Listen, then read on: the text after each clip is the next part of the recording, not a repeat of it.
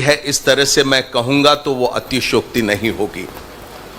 136 साल पुरानी पार्टी जिसने गुलाम भारत को आजाद बनाने के लिए एक कर्णधार की भूमिका अदा करी, भारत के लोगों के साथ स्वाधीनता संग्राम में जिसने अपना बलिदान, त्याग, तपस्या के जरिए एक गुलाम भारत को आजाद करते हुए उसके निर्माण की जबरदस्त मजबूत ऐसी बुनियाद रखी, सभी समाज को एक साथ लेकर इस मुल्क में किस तरह से लोकतंत्र रहेगा, किस तरह से समाजवाद रहेगा, किस तरह से भाईचारा रहेगा, किस तरह से धर्मनिरपेक्षता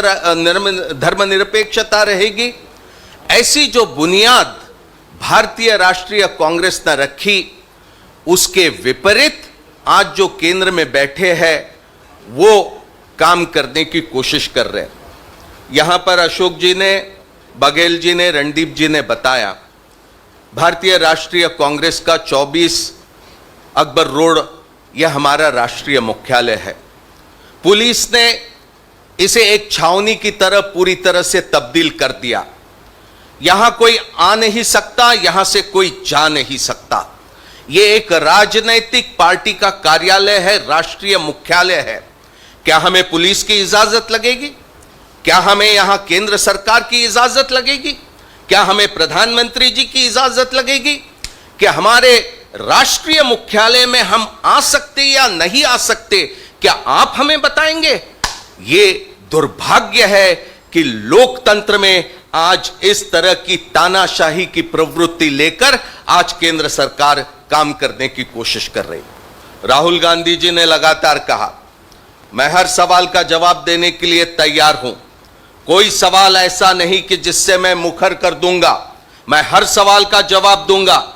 21 घंटों से भी अधिक का समय एनफोर्समेंट डायरेक्टरेट ने कल और परसों 2 दिन में लिया।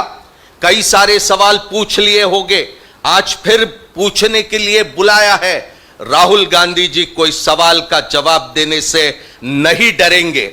ये राहुल गांधी जी के ऊपर, ये सोनिया गांधी जी के ऊपर कार्रवाई चल रही है, ये ऐसा हम नहीं मानते।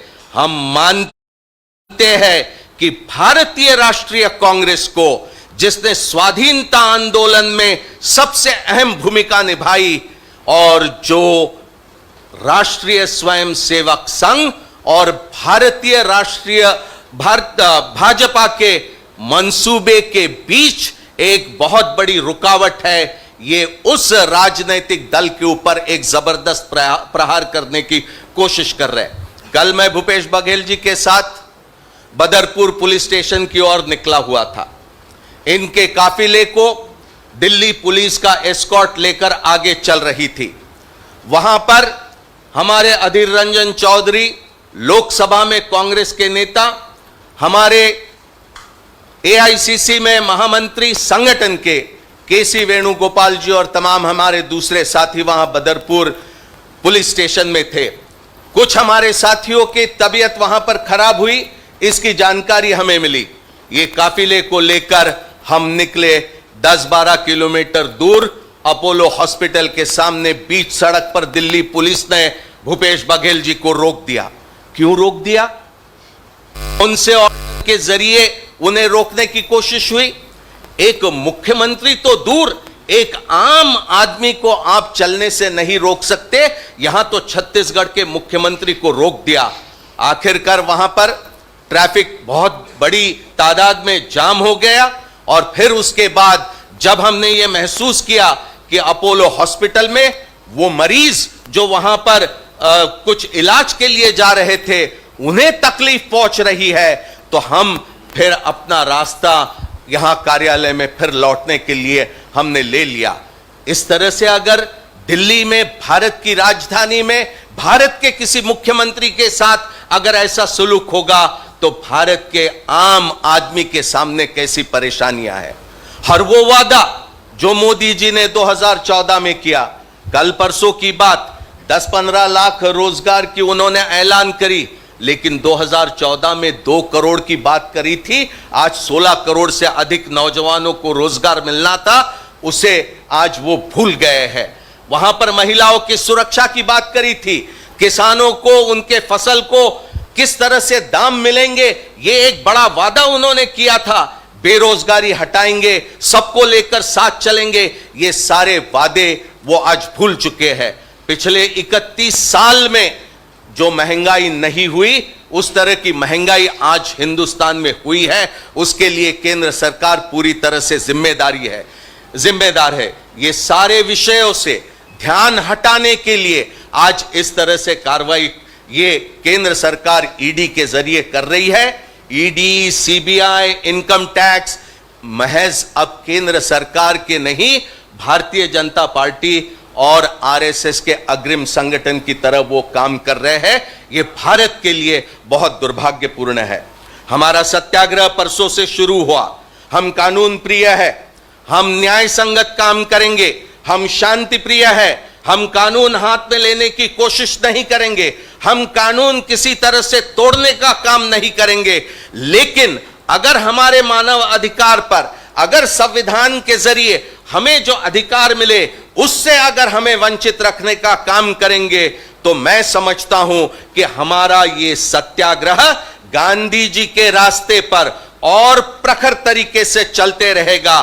जो समाज में विभाजन करने की कोशिश करते, उन्हें हम कहना चाहेंगे वो विभाजन करने की कोशिश करे, लेकिन हमारा प्रयास रहेगा सारे समाज के लोगों को साथ लेकर आज जो तानाशाही की हुकूमत यहां पर देने की कोशिश कर रहे, उसका मुकाबला हम डट कर करेंगे।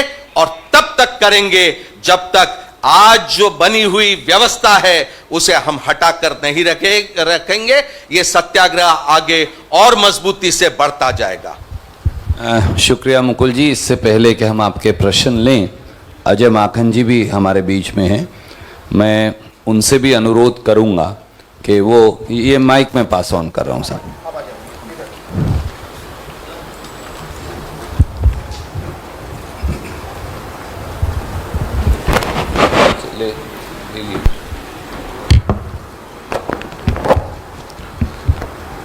बहुत ही विस्तार से हमारे वरिष्ठ नेताओं ने यहाँ पे सारी बात रखी है। मैं केवल एक बात और जोड़ना चाहूँगा कि किसी भी लोकतंत्र के अंदर जहाँ पे शासन करने वाली राजनीतिक पार्टी का कार्य महत्वपूर्ण होता है, निर्बाध रूप से चलना होता है, उसी तरीके से उतना ही जरूरी लोकतंत्र को जिंदा रखने के लिए विपक्षी पार्टी को भी कार्य करते रहना उतना ही जरूरी होता है। और जिस लोकतंत्र के अंदर विपक्षी पार्टियों का कार्य को बाधित करने की कोशिश करी जाती है, जिस तरीके से हम देख रहे हैं अभी यहां पे हो रहा है, 24 अकबर रोड पूरे हिंदुस्तान के अंदर कांग्रेस के लोगों के लिए एक मंदिर के समान। यहां पर हमारा ये लोकतंत्र के मंदिर को जिस तरीके से इसके ऊपर एक तरीके से हमला किया जा रहा है, जब यहां पर छावनी के रूप में इसको तब्दील किया जा रहा है, तो मैं समझता हूं कि हिंदुस्तान का कांग्रेस का कार्यकर्ता इसको सहन नहीं करेगा और सड़क के ऊपर उतर करके लड़ेगा। मैं केंद्र सरकार को यह चेतावनी देना चाहता हूं कि लोकतंत्र को बाधित ना करें, लोकतंत्र को कार्य करने दें। और लोकतंत्र का कार्य तभी चलता है जबकि यहां पर विपक्ष पार्टी कार्य करे। विपक्ष पार्टी के कार्य को बंद करके आप लोकतंत्र को नहीं चला सकते। यही हम लोग कांग्रेस पार्टी के सभी लोग यहां पर आज कहना चाहते हैं। धन्यवाद। बहुत बहुत शुक्रिया माखन साहब। Will take question one by one. Siddharth.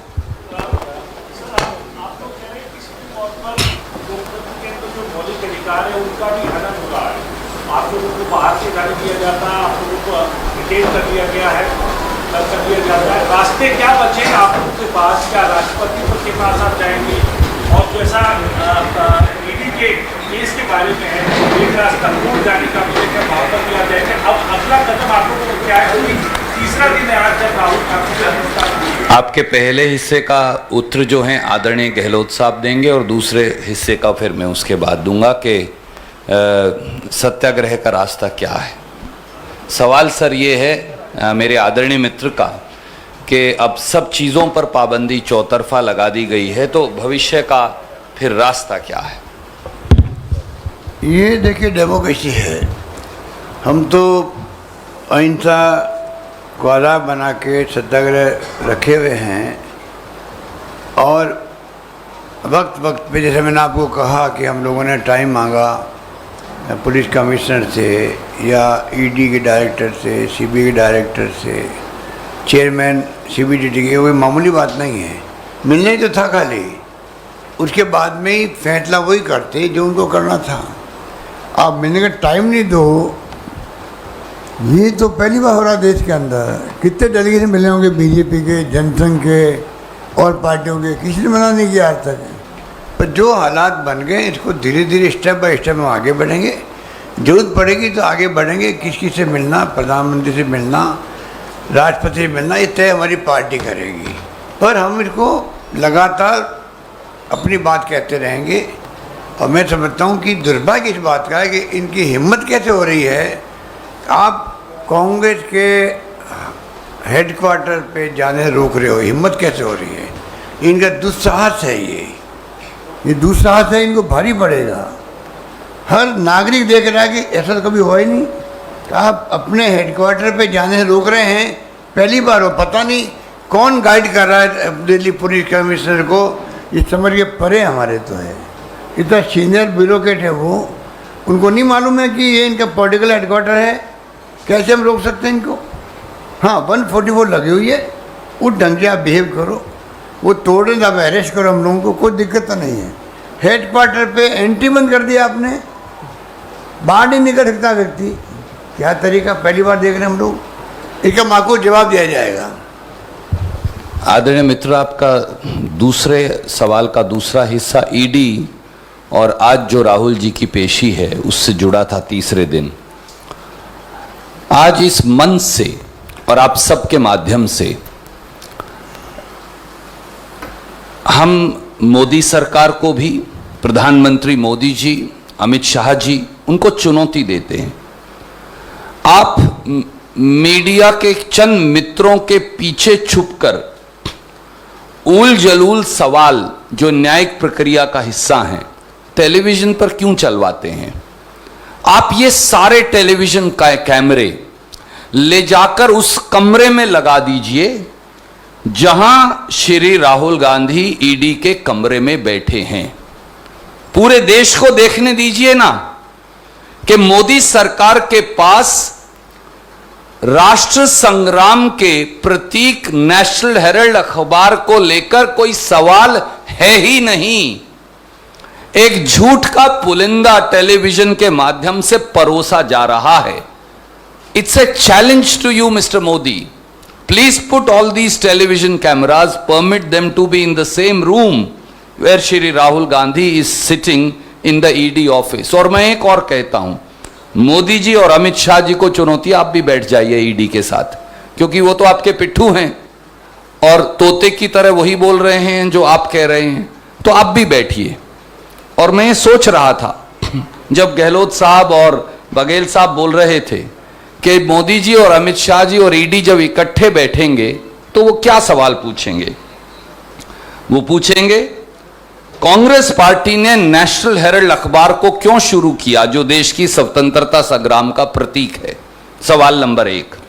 सवाल नंबर 2, कांग्रेस पार्टी ने चेक से नेशनल हेराल्ड को पैसे क्यों दिए। सवाल नंबर 3, कांग्रेस पार्टी ने 67 करोड़ रुपया पत्रकारों की तनख्वाह और कर्मचारियों की तनख्वाह नेशनल हेराल्ड अखबार का क्यों दिया। सवाल नंबर 4, कांग्रेस पार्टी ने 23 करोड़ रुपया हाउस टैक्स का, बिजली के बिल का, उसके साथ साथ लीज मनी का और बिल्डिंग चार्जेस का चेक से पेमेंट क्यों की। कांग्रेस पार्टी ने स्वतंत्रता संग्राम के प्रतीक को क्यों रिवाइव किया। आपने नेशनल हेराल्ड के पत्रकारों को उनकी आजीविका और जीवन को क्यों बचाया। आपने उनका वेतन और प्रोविडेंट फंड क्यों दिया। यही तो सवाल होंगे। जैसे मोदी जी फिर कहेंगे जैसे हमने देश की सारी संपत्ति बेच डाली, आपने क्यों नहीं नेशनल हेराल्ड अखबार और एजेएल को बेच डाला। आपने उसे बचाया और संजो के क्यों रखा राष्ट्र हित में? ये सवाल होंगे। तो आप क्यों टेलीविजन के पीछे छुपकर व्हाट्सएप के माध्यम से बचकाना सवाल टेलीविजन पर चलवा रहे हैं? मोदी जी, शाह जी और ईडी के उनके पिट्ठू इन कैमराओं को वहां लगाएं और देश को देखने दें कि एक सवाल पूछने के लिए है ही नहीं, एक प्रपंच और स्वांग रचा जा रहा है। Can I go to him? He was waiting and then I'll come to you. मेरा सवाल ये है कि लगातार 2 दिनों तक आपने अब तक प्रदर्शन किया है, गिरफ्तारी दी, हिरासत में आप लोग लिए गए, आज तीसरा दिन है। राहुल गांधी से अब तक 21 घंटे तक पूछताछ हो चुकी है। तीसरे दिन की रणनीति आपकी क्या होगी? क्या आप उसी तरीके से प्रदर्शन करेंगे और भविष्य में क्या जेल भरो आंदोलन का भी कोई कार्यक्रम है आप लोग? शक्ति सिंह गोहिल जी इस प्रश्न का जवाब देंगे, दिल्ली के हमारे जो प्रभारी सांसद हैं।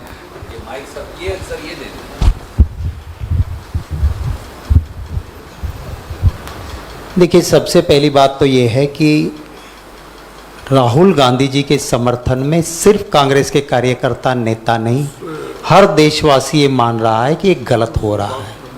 अगर हम चाहते हैं कि लॉ एंड ऑर्डर दिल्ली का ध्वंस करना है तो हम हमारे कार्यकर्ता, हमारे सिंपैथाइजर को ये नहीं कहते कि अपने स्टेट में प्रोग्राम दो, पूरे देश से यहाँ बुलाते, लाखों करोड़ों कार्यकर्ता आते और दिल्ली पुलिस या सरकार की ताकत नहीं थी कि लॉ एंड ऑर्डर यहाँ पे मेंटेन हो।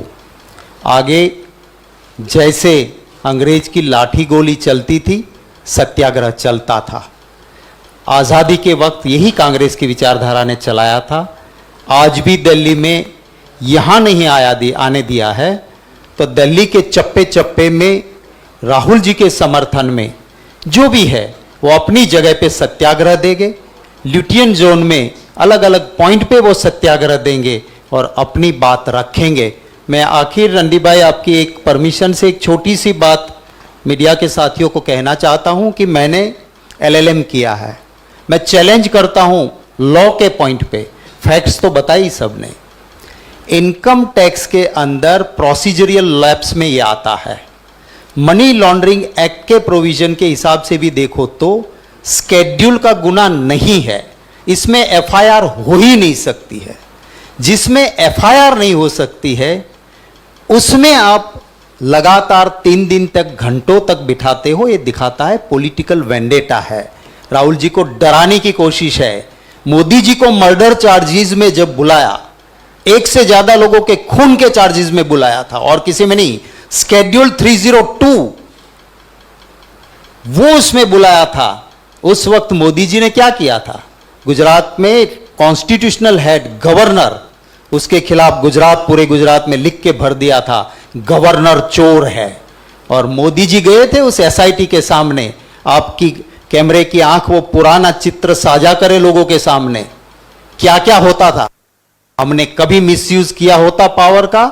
मिसयूज नहीं, सही जांच भी हो गई होती। मैं गुजरात से आता हूं, मैं कहता हूं पुख्ता सबूत थे, हमने ये नहीं किया है। इसी केस में, इसी एलिगेशन में सुब्रमण्यम स्वामी भाजपा के नेता ने जुडिशरी में सेम एलिगेशन गुनाह दाखिल किया। हुआ कुछ जुडिशरी में?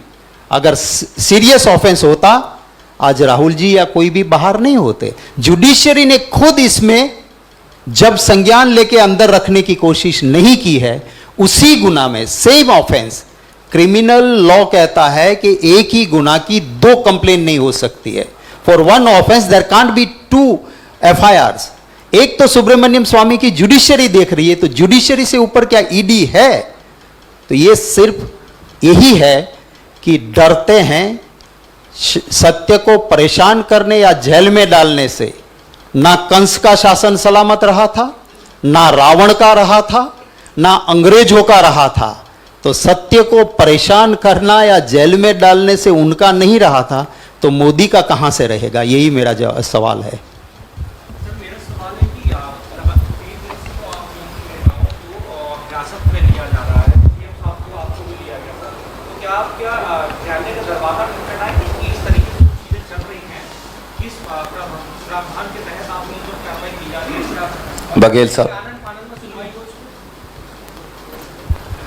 आदरणीय मित्र, ये सत्य की लड़ाई है, ये जनता की अदालत में लड़ी जाएगी। आप मुझे बताइए किस जुर्म में आप चुने हुए 2-2 मुख्यमंत्रियों को हिरासत में ले सकते हैं? किस जुर्म में एक ऐसे मुख्यमंत्री जो हिंदुस्तान के सबसे प्रोटेक्टेड मुख्यमंत्री हैं, Z+ सिक्योरिटी वाले भूपेश बघेल जी, उनको सरे राह उनकी गाड़ियों और काफिले को सड़क पर रोककर आप उनकी सुरक्षा को खतरे में डाल सकते हैं?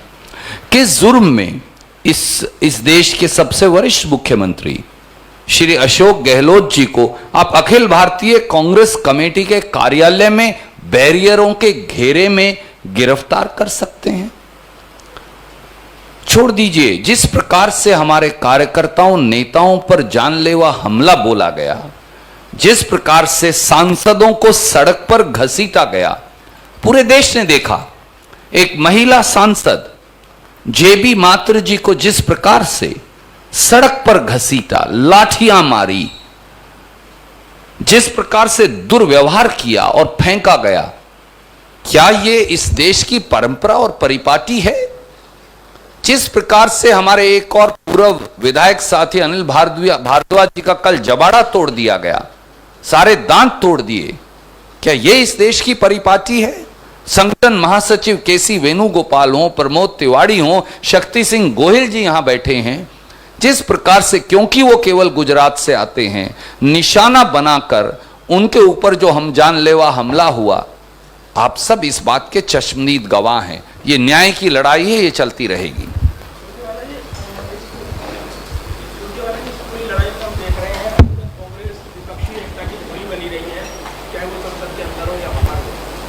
मामले में कांग्रेस अकेले ये लड़ाई लड़ती नजर आ रही है और कहीं न कहीं विपक्ष के बाकी नेताओं का इस पर खुलकर कांग्रेस का साथ यहाँ नहीं मिल रहा है। सबका आदरणीय मित्र, इस देश के लोग हमारे साथ हैं। इस देश के लोगों का, कांग्रेस के करोड़ों कार्यकर्ताओं का, साधारण जनमानस जिसकी आवाज और तकलीफ श्री राहुल गांधी और कांग्रेस उठाती है, उनका आशीर्वाद हमारे साथ है। ये राहुल गांधी जी या कांग्रेस की आवाज नहीं बंद करना चाहते, ये देश में उठने वाली महंगाई के खिलाफ आवाज को बंद करना चाहते हैं, ये देश में उठने वाली बेरोजगारी के खिलाफ आवाज को बंद करना चाहते हैं, ये अत्याचार के खिलाफ उठने वाली आवाज को बंद करना चाहते हैं, पर ये रोक नहीं पाएंगे। Ma'am Jairam ji will take this question.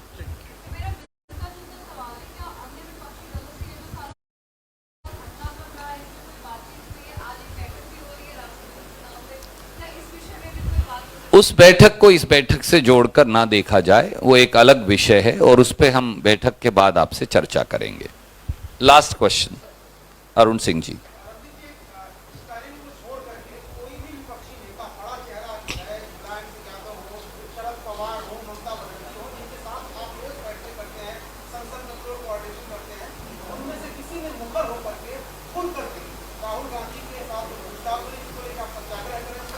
आदरणीय मित्र, बहुत दबाव हैं बहुत सारे मित्रों पर। हमने जो कहा, इस वाद विवाद में मत पड़िए। देश की जनता, देश का गरीब, वंचित, शोषित, वो कांग्रेस पार्टी के साथ है। इसलिए किसने क्या कहा या नहीं कहा, इस विवाद में मत पड़िए। पर कांग्रेस, हर व्यक्ति जिसके खिलाफ, या हर नेता, या हर दल, या हर समूह, या हर संगठन जिस पर जुल्म होगा, कांग्रेस की आवाज उठती आई है। इसलिए आप हमारे बारे में पूछिए। धन्यवाद।